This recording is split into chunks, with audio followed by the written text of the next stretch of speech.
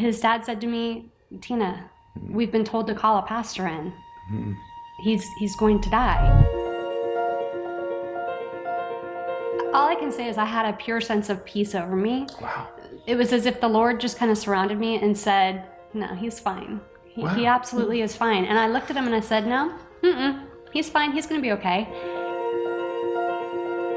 It was going to be okay. You had a knowing that he was going to be okay. I just did. And a little bit later, they came in and said, okay, here's the deal. Cody has some very significant differences. There are no tibias in either leg, and there's no patellas, no knee bones on either leg. And so the best option for Cody would be to have them go ahead and amputate through the knee and give him the opportunity to walk on prosthesis. Now, we did not know whether or not he would walk for sure.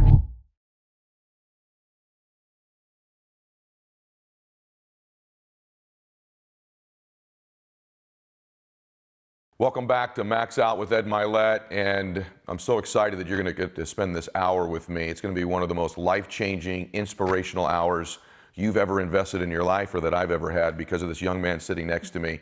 I was just telling his mom, on planet Earth today, of all the 16-year-olds in the world, I think this is the most impressive young man you will ever hear from at his age for a 16-year lifespan. What this young man has accomplished in his life is immeasurable compared to anybody else his age in the world. So I'm so excited to get into this story, for me to hear from this special young man. So this is Cody McCasland. How you doing, brother? Good, how are you? Good, man. Good to have you here. And his mom, Tina. Nice to be here, thanks. Good to have you. And so most of you don't know this, so I want to tell you how this ended up happening. It is crazy how God works. So many years ago, I learned about Cody. And so I'd heard about his story. At that time, he was competing in triathlons at the time when I saw him, and he had just won a very significant award abroad in Europe. And so I started to follow him and pay attention to this young man because I'm always looking to be inspired. So I followed him for a few years. And then one day I watched an interview with him and his mom. And I'm looking at the TV camera and I'm thinking, I know that woman. I know that face. And so that face was Tina McNeil for me, which was, just so you know, my wife Christiana's best friend growing up, and we went to high school together. And then we had lost contact after high school. So can you imagine my shock when I found out this person who's been inspiring me from a distance all these years is the son of such a great friend of mine growing up. And so then, of course, we've made the contact. So the irony is unbelievable how we ended up here today. And it's so good to see you again. Yes, you too. We've been catching up all day looking at old pictures of us in high school, and it's just a time warp for me. So, and I'm not surprised that you come from her, just so you know. What did I tell you when we were off camera? I told you what to tell you about your mom. She's the greatest, nicest person. Yeah. When we were growing up, you just know some people when you're growing up are just good, and they're going to have a good life, and they're always going to be genuine and good, and that was Tina. But today's a lot about you, brother. Yeah. So thank you for being here. Thank you for having me on the show. Yeah, and it's good to be in your home too and feel the spirit of your family. Todd's a wonderful man too, your stepdad, and just blessed to be here. So let's get into it. Let's talk a little bit about you for a second. So if you can't tell, you can see that Cody is wearing prosthetics. And so when Cody was 18 months old, you don't remember this, but you ended up having your legs amputated, right? I had my amputation at 15 months old. 15 months. And I got my first set of prosthetic legs at 18. At 18. So the amputation was 15. Yes. And at 18 months old. And so that's never stopped you, though. Right. So Never stopped. So talk a little bit just for a second about you right now, what you're doing in your life. You're a world-class para-athlete. You've traveled all over the world. This guy's won awards at the Vatican. I mean, if we listed all of the awards this young man's won, he's an exemplary student.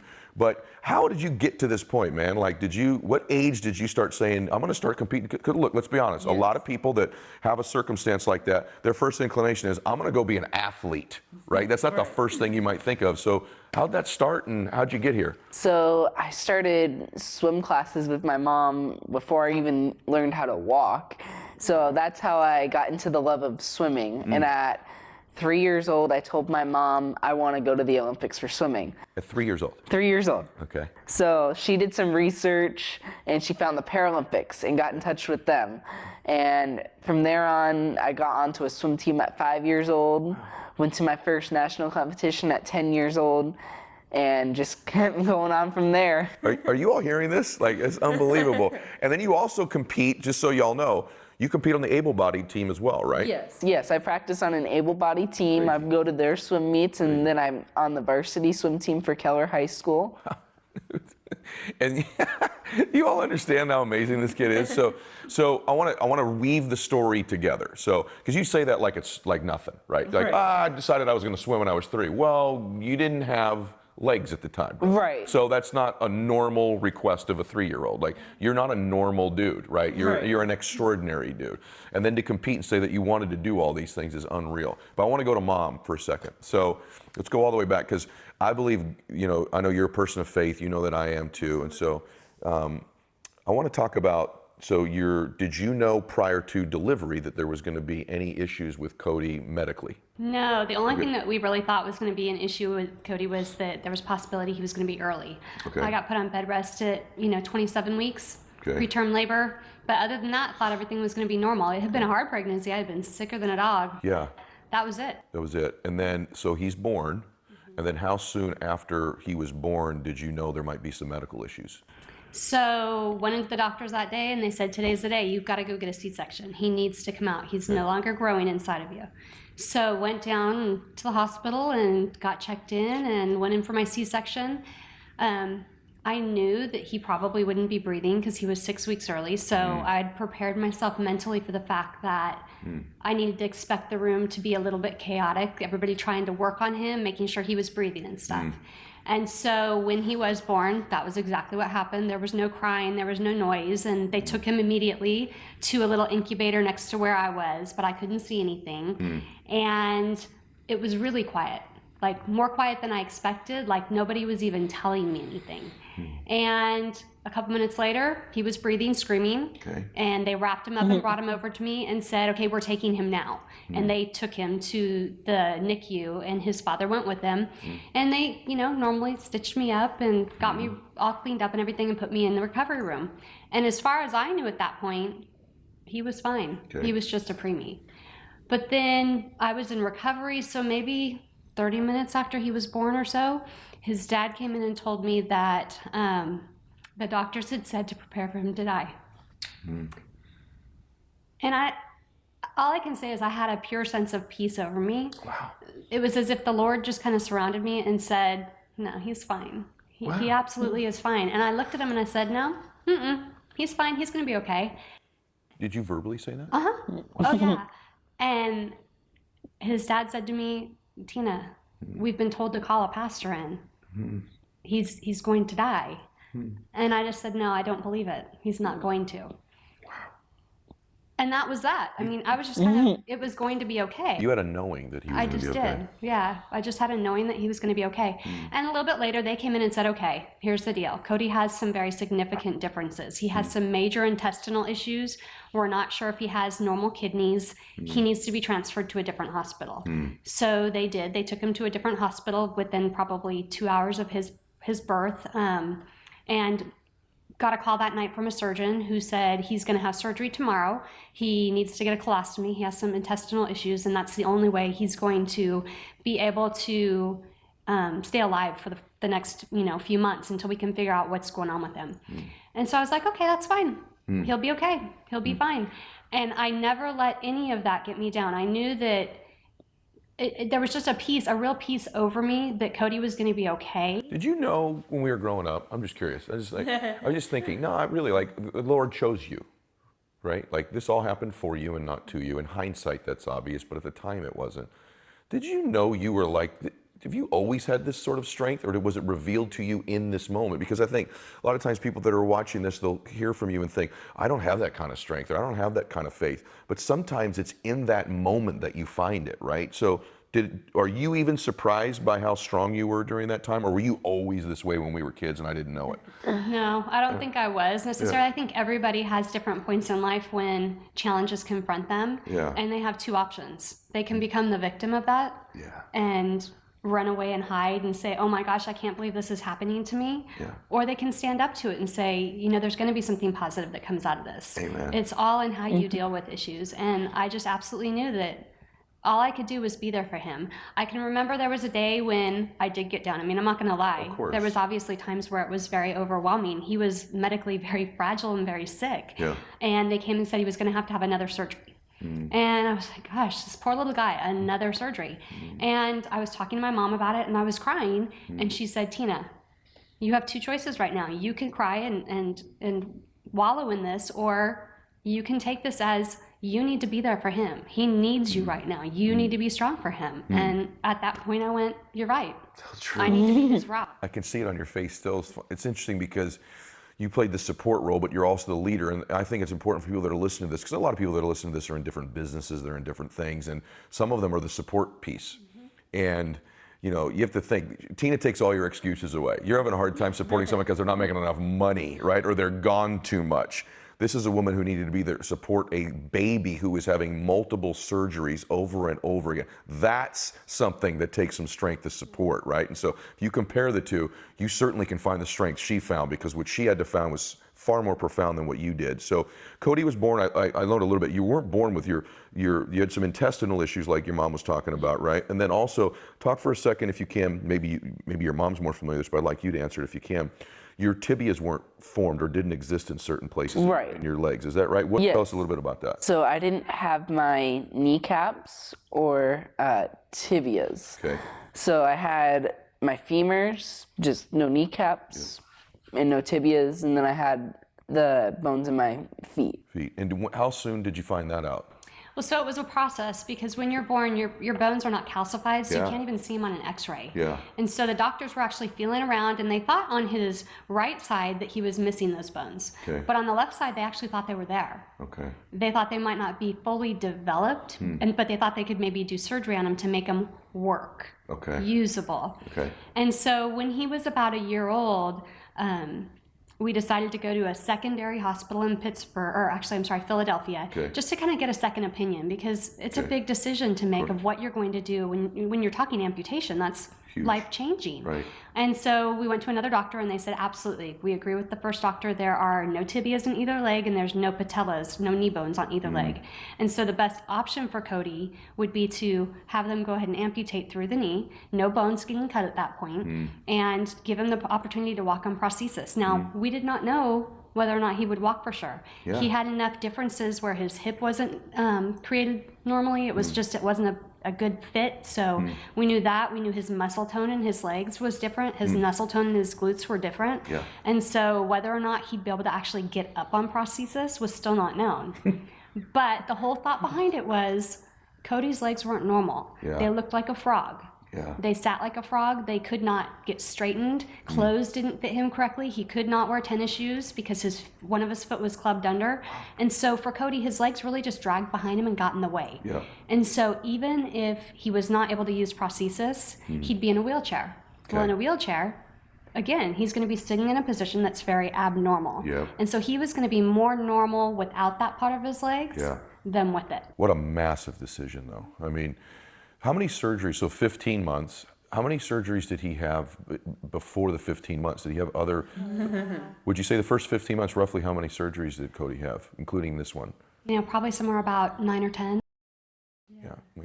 So I giggled earlier because I'm so joyful about where you are. I giggled when you were telling that story, ironically, because I was just thinking, you know, you're wrestling with these first 15 months, and obviously after that too, but you have all these issues you're wrestling with. To think that during that time, this boy of yours is going to go to the Vatican and win an award and going to compete internationally in sports. Like, it's just amazing, man. It's just amazing. And that's why I found you. I'm like, here I am, I'm in my mid-30s, and there's this boy from a distance who at the time you were like 6, 8 years old when I was hearing about you originally. I didn't know that Tina was your mom, and you're inspiring me, you know? I mean, like, and all of you have something where you could be inspiring, you could overcome. Cody takes your excuses away.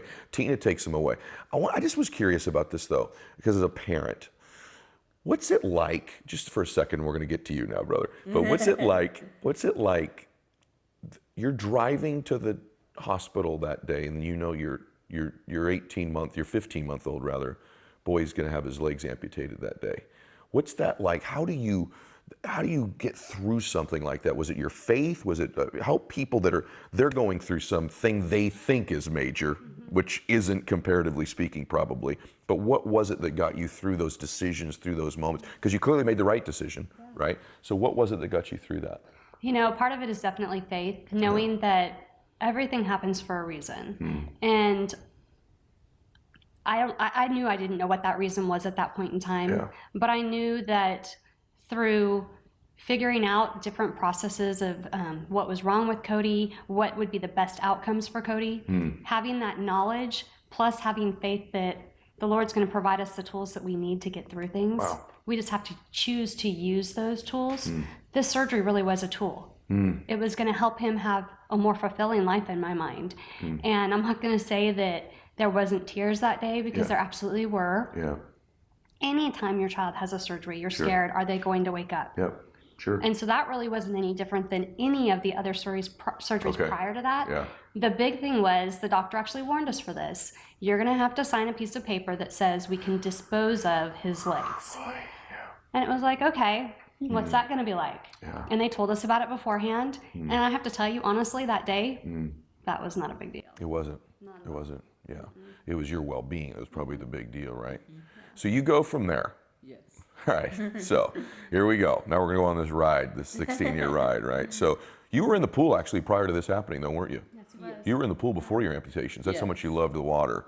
So what is this deal, man? So you're different. Like, you have these huge goals already. Like, it's not normal for a 16-year-old to have such bold, ambitious goals, and then you just knock them down and crush them too. So go back a little bit earlier. So you're this little guy. What age do you first remember, like, wanting to compete and wanting to win in swimming or the triathlons or the other stuff you were doing? Probably when I was about 4 or 5, when I joined a swim team over in Colleyville. And that was my first time swimming on a competitive team, my first time starting to work out in the pool a bit more, first time going to swim meets. Okay. Were these all para meets when you were going to them, or were these? No, these were all able-bodied. Okay, come on, man. So you go into that first meet, you're 4 or 5 years old. You know that you're a little bit different looking than these other kids, right? Yes. Were you nervous? Because here's the thing. Why do I ask you? I want to give everyone a lead in.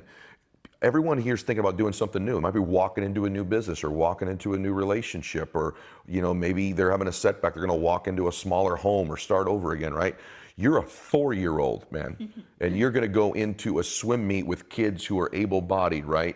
Did you have anxiety about that? Do you remember that? Or were you like, no, I'm just here to kick some butt? I was excited, actually. I think I was ready to go. I was excited to swim. What do you think that's because your parents, your mom gave you such confidence at home, or are you just like wired like a freak? Like, are you just like, what do you think it is? I think I just liked being in the water so much that if I was in the water, I didn't care. Yeah, so you were doing something you loved. Yeah. That's really what it was. Yeah. Were you any good at first?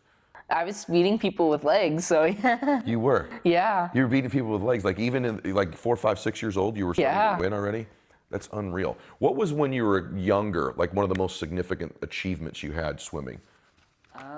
Did you like win a big meet? Did you, anything like that when you were a kid? It's probably when I started to get to travel a bit more, is when I started. Where have you traveled to swim? I've gotten to go across the U.S. I've been to Canada. This summer I'm going to Ireland for swimming. Yeah, this is big. Tell them about that. What are you doing in Ireland this year? Yeah. This is huge. So this summer in Ireland, I'm going to compete in the 2018 IWAS Games. Okay. And I applied for this in December, and the team was picked in January or early February. Okay. And it's a group of 29 people.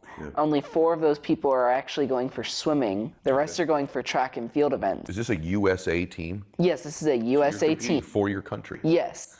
So awesome. Yeah, that's a big deal, dude, just so you know. That's a really big deal. So you've done that. You've been all over the world. The other thing you've done that where I first saw you, too, is like because of what you've been able to achieve and because of what you're able to do, and you do it, I love how you think. Like, to you, it's not a big deal, but to the rest of us, it's a big deal, right? So, but you've actually inspired people in other places. I watched this thing. I want you to talk about this just for a second.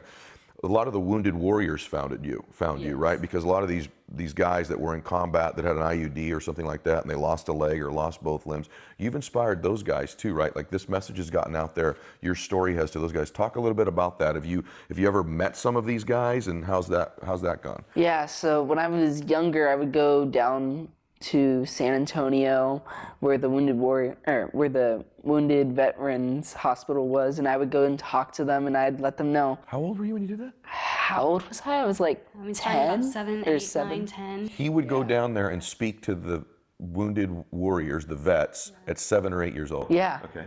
And I'd tell them, hey, look, I'm swimming, I'm running, I'm still doing everything that I could do with legs. So you go and losing your leg, you can still do all of this. Oh my gosh. It might be a little different, but you can still do it. You can still enjoy life. What made you do that? I liked to share my story. I liked telling people, hey, look, you think you're having a bad day? Look, you can do all of that. I'm doing all this stuff here. Right. Does it ever surprise you that you do all this stuff? Like, because other people react to you a particular way, right? Or is it just like normal to you? Like, I'm just going to do this stuff. Like earlier, we took some footage in the backyard. We had to walk up this hill. And I'm like, well, that's a pretty steep hill. You're like, nope, I got it. I'm going to do it, right? Like, and it wasn't easy for you, but you didn't really care. It's almost like you just said, I'm going to do it, and then you just did it. Is that sort of how you are? Yeah, it's pretty normal to me. If I see a challenge, I just go right for it. I might have to tackle it a bit differently, but I go for it. Oh man, you're just so you know, like lots of people right now are trying to keep their car on the road that are listening to this, or they're so inspired. They want their kids to see this. And so let's talk a second about, obviously there's all these achievements and we're going to move through all of them. It's hard to do in an hour because the list is gigantic of the things you've achieved already. But talk about this for a second, because Tina was saying this too. Either one of you can answer this. We can start with you. You look different, right? Yes. You acknowledge that when you're out, you look different, right? And so how should people react to somebody that's different than them? How should they react? They should treat them just the same. They should go up to them if they have a question and ask questions. I hate it more when you just have people staring at you and you know they want to ask a question, but they don't. Okay. Because if they don't ask a question, they're just going to have that with them for a long time, and they're just going to regret it because they're going to see another person someday along the road and they're going to be like, don't ask a question again. So you prefer someone to come and say, hey, what's going on? What happened to your legs? I'd prefer that. And you agree with that too? Absolutely. I think we as humans have this just desire to have an appropriate behavior in front of people. And what we think is appropriate is maybe not tackling subjects that are more challenging. And so when someone looks different, people say, oh, don't talk about that, especially to their children, because children have no filters. Right.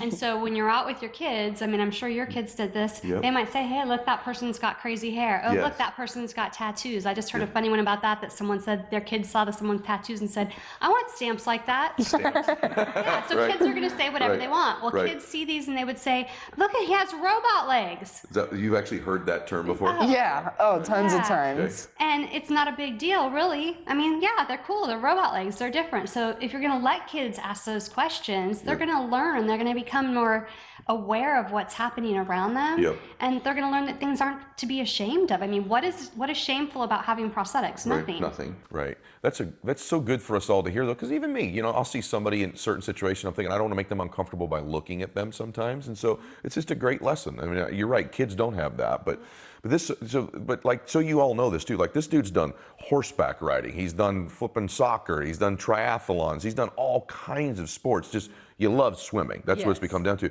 But your mom was telling me, are you gonna maybe get back in and do a tryout? You got a disc issue in your back, right? So on top of that, he's developed this disc issue in his back.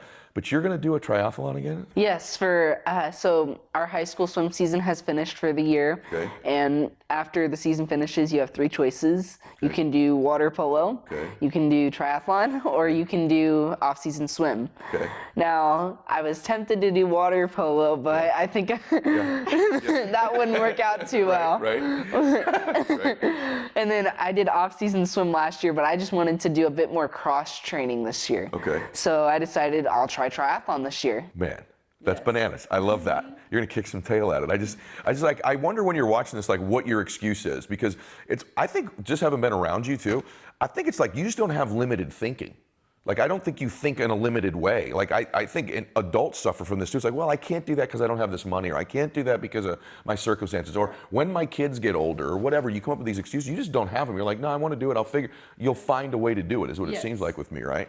Talk about that kind of perspective. You have this thing you talk about, Posican. Posican. What the heck is that? So Posican is a positive attitude, or positivity with an I can attitude. Okay. Posican. I love that. Okay. And it just sums up what I try to be. I try to always share my positivity and I can attitude with others and show them that I might not have legs, but I'm still happy and I'm trying everything I can. Dude, I love that. I think I may steal it from you because it's really good. But that is really, do you have, I want to ask you hard things now, not the softball stuff. So do you have things in your life where can you think of a circumstance you're like, I don't know if I can do this? Do you have doubts and then you just overcome them, or do you just think you can do anything? I'm interested. Everyone has doubts at some point in their life.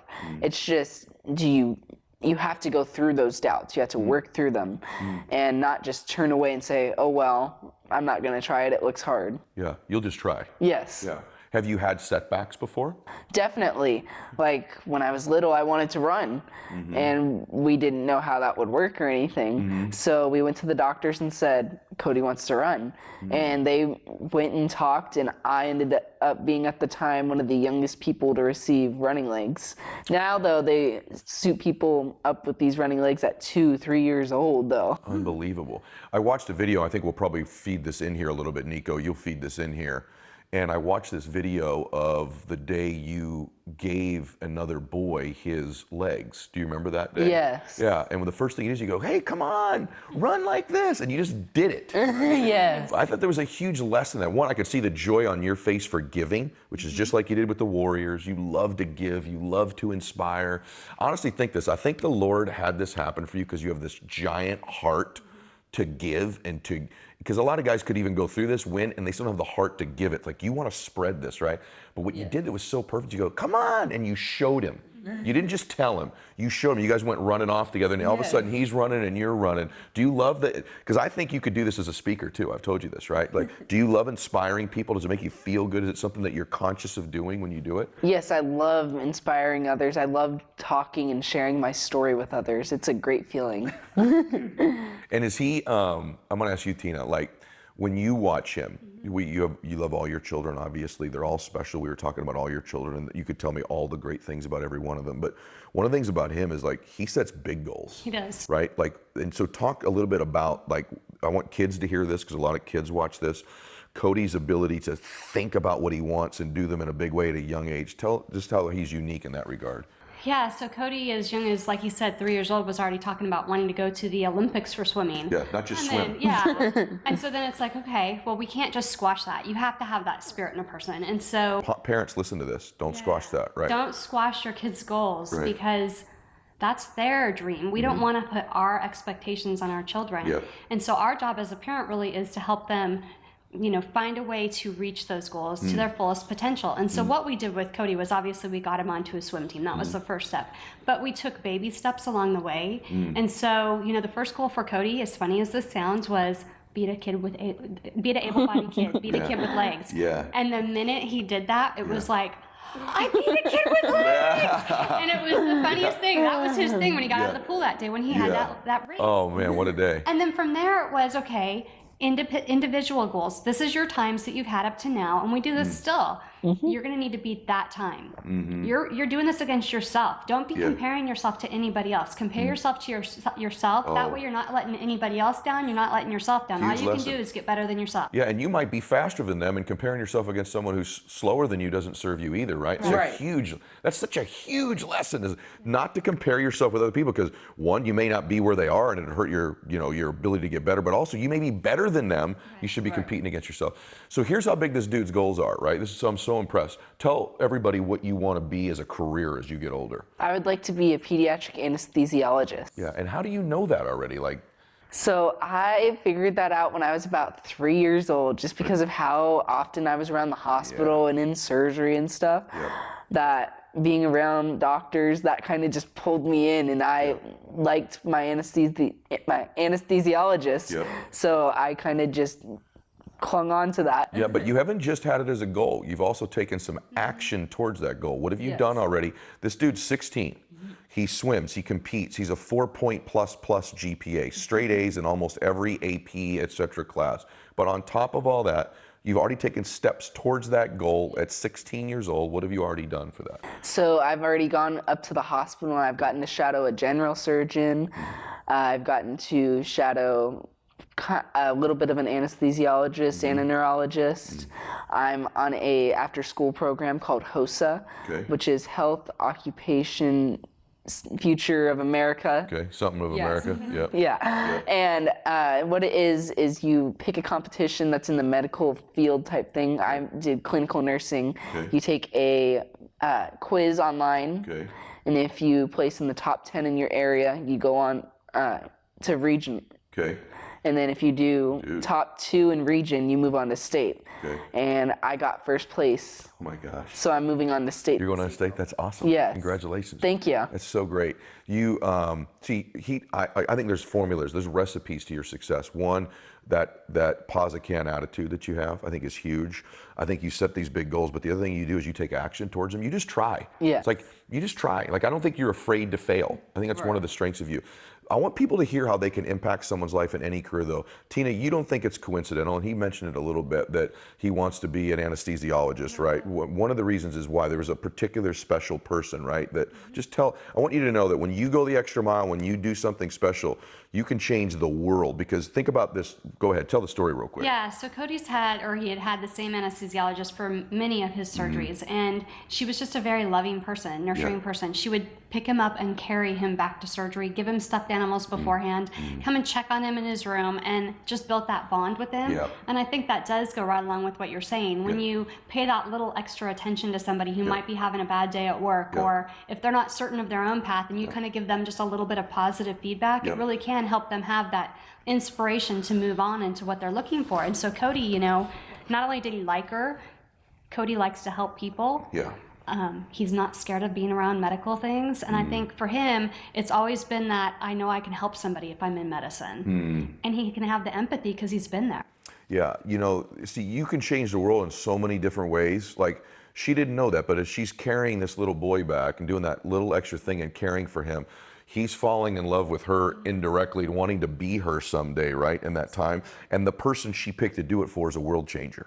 Right, so she indirectly changed the world through this guy. It's like amazing. Just you plant these seeds, and the harvest is beyond what you can even imagine. Right, so she didn't know she was planting these seeds in this magnificent human right here, and you end up being the world changer. So, talk a little bit to kids for a second. All right. So, and this, you didn't know I was going to ask you this, but I want to just ask you this. This is okay. There's kids out there that are your age that are partying all the time. They're not, and they have perfect legs, right? They have all the ability in the world. They have all the opportunities in the world, and they're blowing it already right now. A lot of you have kids that aren't taking their grades seriously. They're not taking their life seriously. They're not getting focused. And then there's a dude like you, right? So just not bragging, not preaching at people, but what would you had a 16-year-old friend right here, and he's like, hey man, I'm kind of sloughing off. I can't get focused. Maybe he doesn't believe in himself enough. What would you tell that buddy of yours, that 16-year-old buddy of yours? If you have a pause can attitude, you can do anything. That's the first thing there. And you might need that extra little push. You might need to find someone to help you. Find someone, an advocate to find you. There you go. You found it. So talk about that. That's such a core part of your message. What about this advocate idea? You're not afraid to ask for help, right? Are you? So talk about that. How important are advocates in your life? So one of my advocates is right here, my mom. Right. But I have tons of advocates. I have friends, I have teachers, I have parents. My AP at school, he helps me all the time with his problems when I'm out of school. If I have a teacher that's not wanting to work with me, I just go talk to him and he takes care of the problem.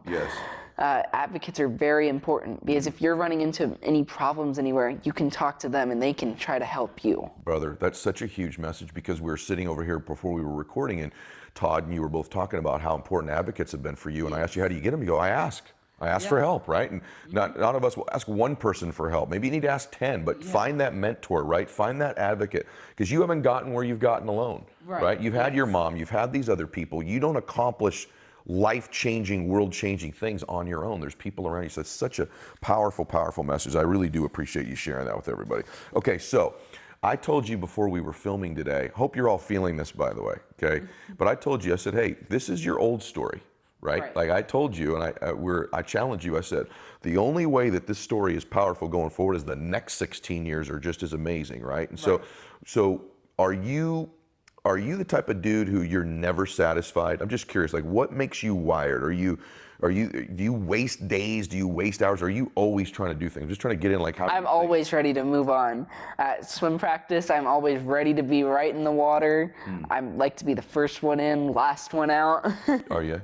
Did you learn that? Did your mom tell you that, or are you just that way? I just like being in the water, and that kind of just wanted to make me work harder, basically. Do you do that in school too, or is school easy for you? School is nice for me. I like it there. Yeah. It's pretty easy, simple. Yeah. He says that, but he's also the kid that if you give him an assignment that's due in 2 weeks, he's got it done right away. Yeah. So he is very self-motivated. He doesn't like to procrastinate. He likes to make sure he kind of sets goals for himself to get things done along the way, and that way he's ahead of the game. Yeah.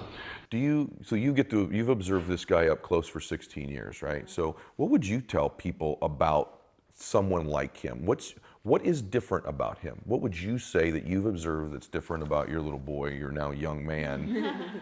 What makes him special? What's different about him?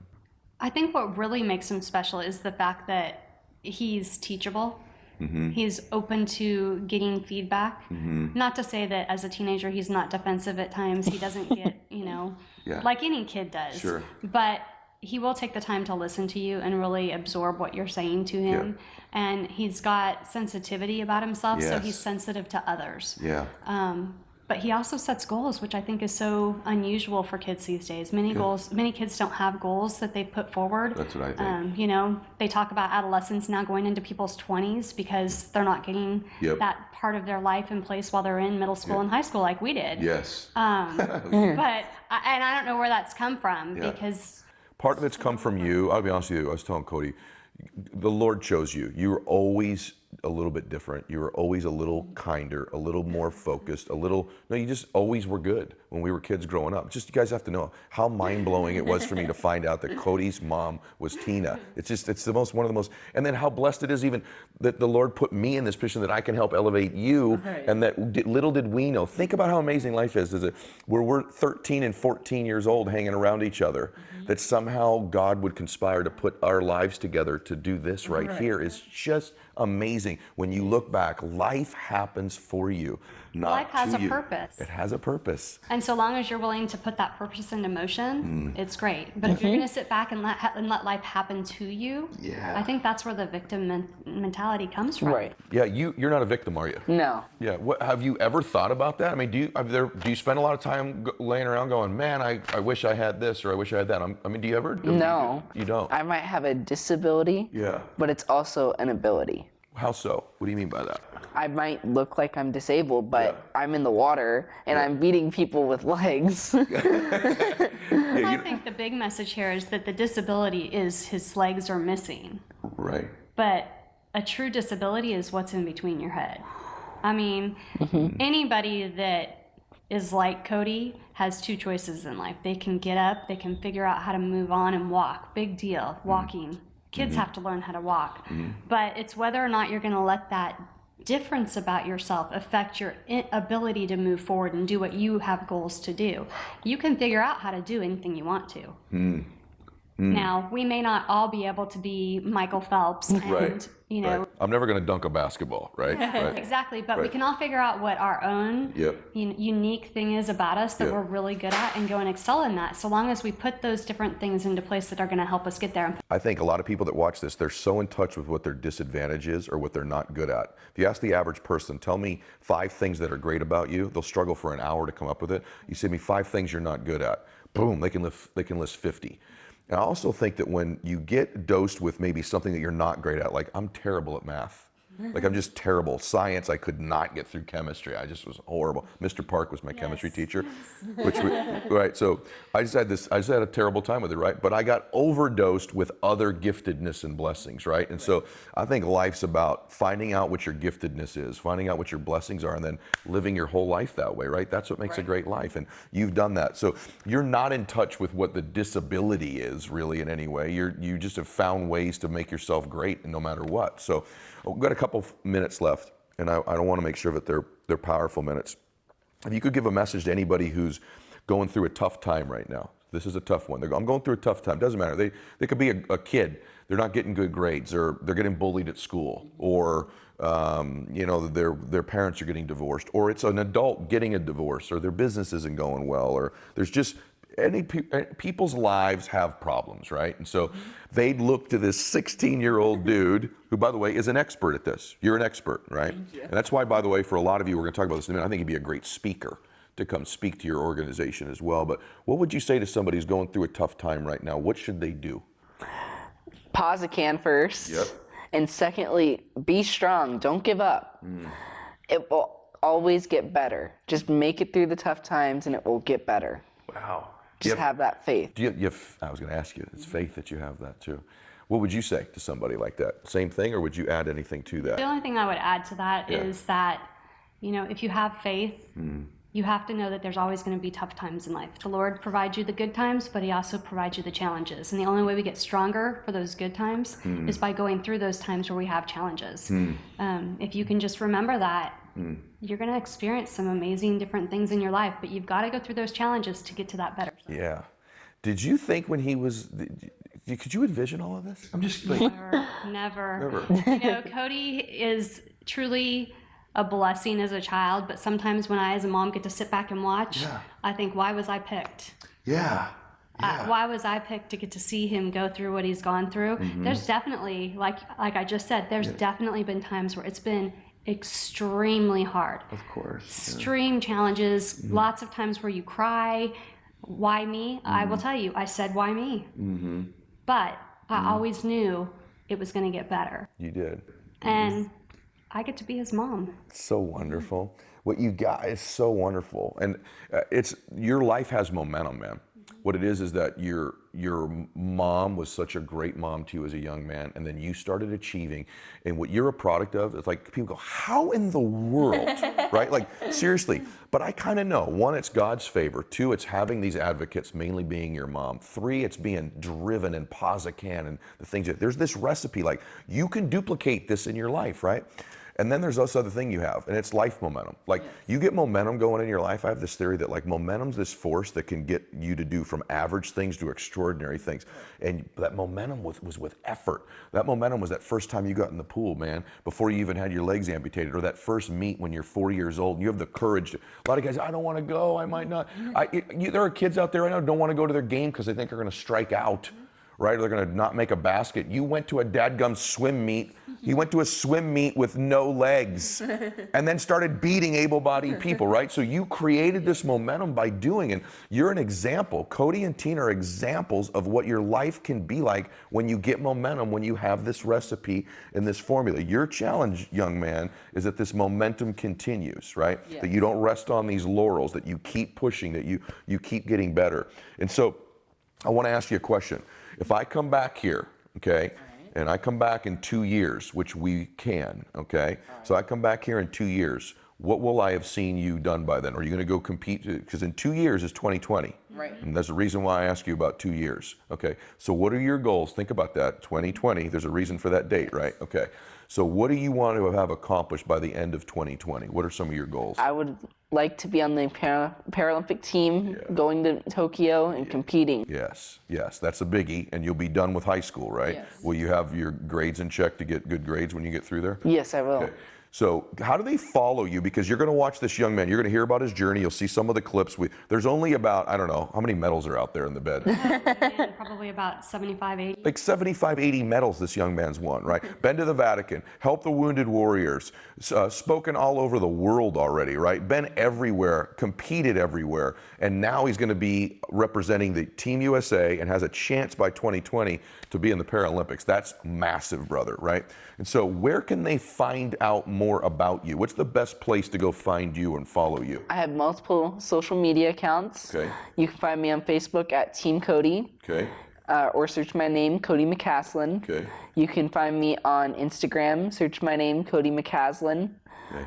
And I'm on Twitter on @the_team_Cody. At the Team Cody. Yeah, And he also has a website, okay. Yes. CodyMcCasland.com or TeamCody.com. Okay, so there you go, everybody. So this is one of the most inspiring humans on the spinning planet right now. And I opened up by telling you that I'm so proud of my 16-year-old son, Max. You know that. And the greatest compliment I could give you is that you remind me of him in so many ways.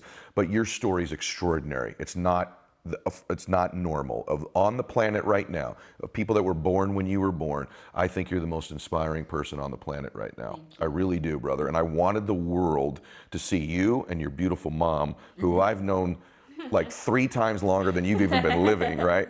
But I want the world to follow this guy. If you're interested in having him come speak to your organization, make contact. If you want to help contribute to helping this dude travel and do the different things, we're not opposed to that either. Anything you want to do to get involved and follow him, be inspired by him. And what we'll do is we will come back here in 2 years, and we will replay the end of that interview, and I'm going to hold you to what you told me, because this is, listen to me, this is the beginning of your story. This is the first chapter of your life, and the best chapters are coming, and you're the author of them, right? We know that. Yep. There's no better author in the world, so thank you so much. Thank you for having me on the show. So good, Tina. Thank you, thank you. All right, everybody, listen to me. Follow this guy, and if you enjoyed today or you're inspired, which I'm pretty sure you've driven off the road by this time and pulled over, or you're watching this on YouTube, here's all I ask you to do. I always ask you to do this.